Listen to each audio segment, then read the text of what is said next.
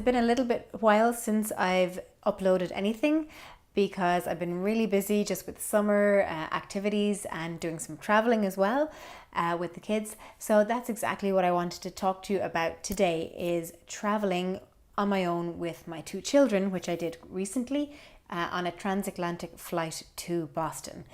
So I am very used to traveling. I've done it all my life. I'm very lucky as a child, a teenager, and as an adult. But flying with children is very different to traveling on your own. And it has some great positives, and it also can be quite stressful. So I just wanted to maybe talk a little bit about it and then give 5 tips that I would give to someone traveling with children. So just so you know, my children I have a little girl who's 5 and a little boy who's 2. So whereas they're not babies anymore, I have been traveling with them since they have been babies. The first flight I took with my daughter when she was 6 months old, it was a transatlantic flight as well.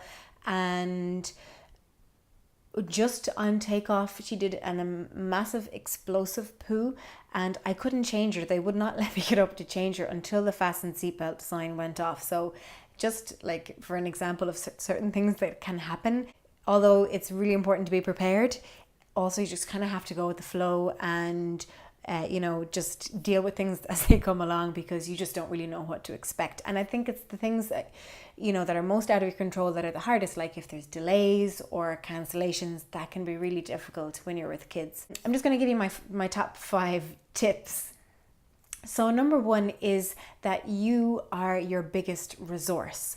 So as with parenting in general, but especially when you're traveling and on airplanes, especially because you are there 100% for your children, which is fantastic. You can, I suppose, tell stories, sing, talk, use you as a resource, especially when you're on your own. When you have another adult with you, it's a lot easier. Like you can go to the bathroom or whatever and go get a coffee when the other adult is with you minding them. But if when you're on your own, you don't have that luxury. I kind of feel that traveling by air with a child or with children is easier than driving, because you are there and you're available for them 100%. Whereas if you're driving, you're not, and that's actually a lot more difficult. So it's good to kind of keep that in mind as well. Recently, when we traveled to Boston, even when we arrived at the gate, let's say, just for an example, we were, despite all the things that I had, all the activities and things I'd packed and everything, all we did was sit down and watch the airplanes come in and out and talk about the different, things that we were watching, like the people bringing the luggage out. And it was just amazing to, I suppose, be so present and so aware of all the different things happening when you're traveling, and how much fun it is for a child, and how they're really taking in everything. And just to be part of that, it's great fun. And you realize that travel is about so much more than just getting to the place, especially for children. So we were in the queue, I think it was for the customs maybe, and someone was chatting to one of my kids and saying, oh, where are you going? And they said, the 2 of them said, on an airplane, and that was, even though they were going to visit their cousin, they were really excited about that. They were so excited just to be on the airplane. So it gives you an idea of how great and how kind of magical it is for them, and how full of wonder.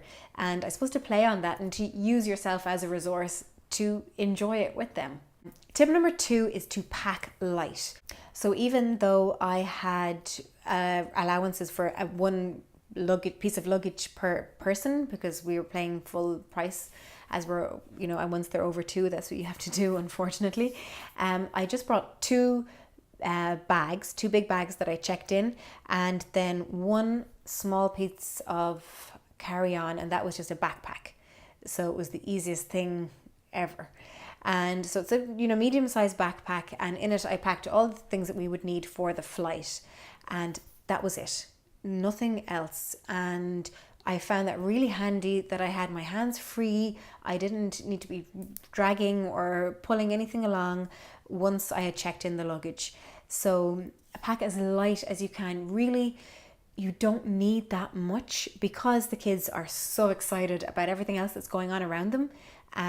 You don't really need that much. I mean, you do need certain things. I'm going to come to that now, but just pack light.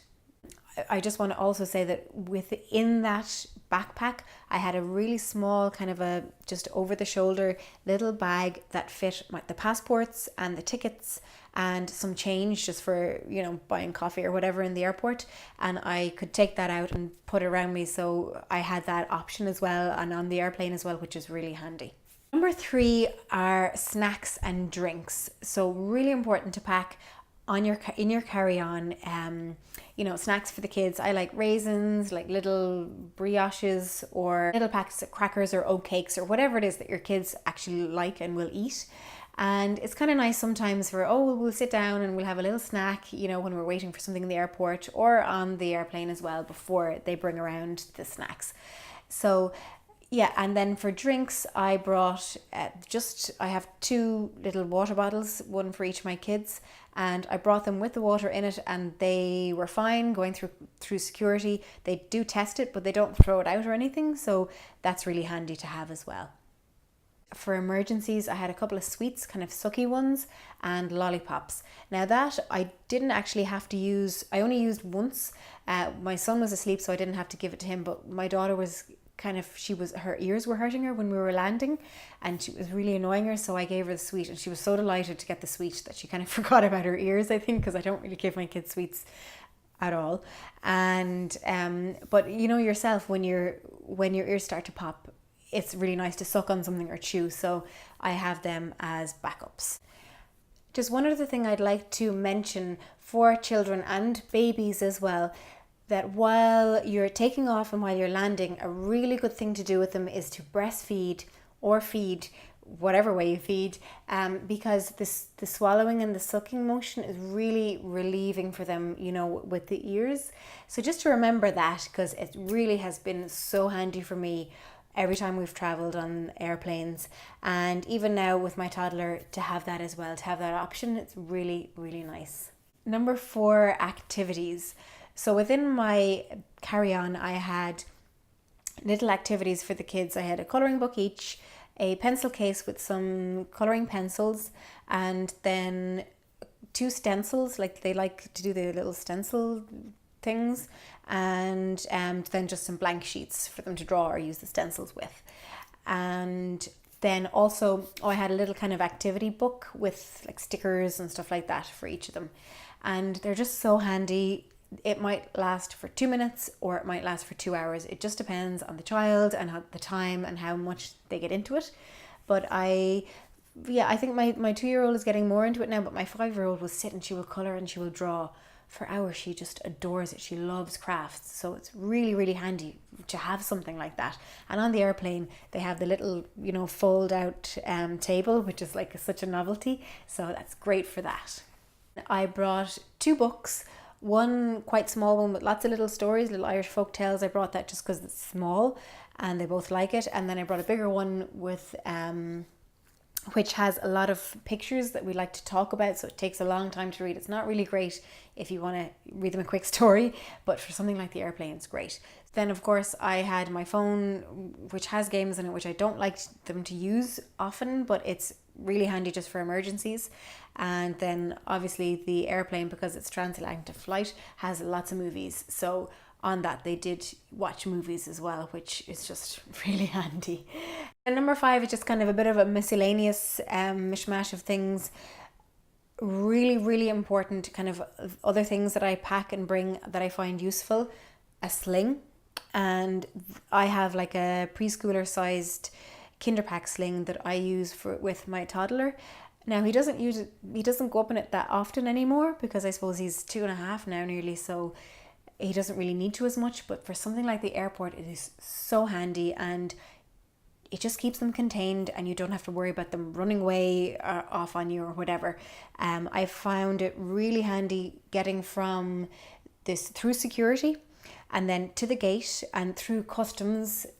You just don't want them running off in a place like that where there's lots of queues, and it's just, you want to get through it as quick as you can and as easy as you can. So I had him in the sling on my front and my backpack on my back, and I could hold my daughter's hand as well, and it was brilliant. And I would not travel without a sling. Now, normally if I was going somewhere where I needed to, I would bring a buggy as well, but thankfully I didn't have to this time. We were visiting my sister. She has kids, lots of buggies, she has car seats, everything, so I didn't have to worry about those kind of things. But you usually can bring a buggy as well, free of charge, on I think nearly every airline, but you can check beforehand. They're pretty good about letting you bring it as far as the gate, and then they'll take it from there and give it to you then at the gate on the other side. Another miscellaneous kind of extra thing that I always pack is a change of clothes for each person, me and each child, and then extra nappies, wipes, and what else? Now, the change of clothes thing, I have had a child puke on me on a flight, so that's why when I realised I needed a change of clothes for myself as well. And I don't mean just outer clothes, underwear and everything, because when a child pukes on you, it can get everywhere. So yeah, I've learned the hard way that you need a change of clothes for each child, and socks and everything. And if you do get delayed, or if you do have to have an overnight somewhere, at least you have that, And then the only other thing that I always bring is a fleece for each person as well, just because sometimes it can get chilly on the flights, especially if it's an overnight flight.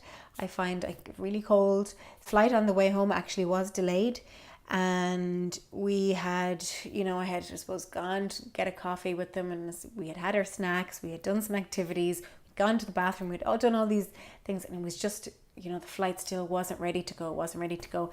And in the end, the kids ended up playing like a little game where my son was pretending to be a dog, my daughter was like throwing things for him to fetch, and I was like, should I let them do this in the airport? There's all these people around it. But to be honest, they had such a laugh, and everyone who was really bored waiting was entertained by them as well.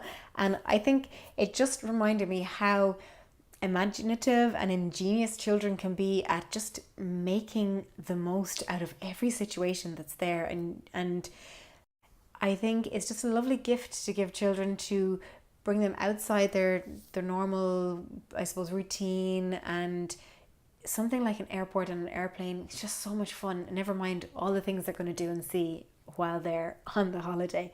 So that's my flying solo with children vlog. I hope you enjoyed it. Thank you so much for watching, and I'll see you again very soon. Namaste.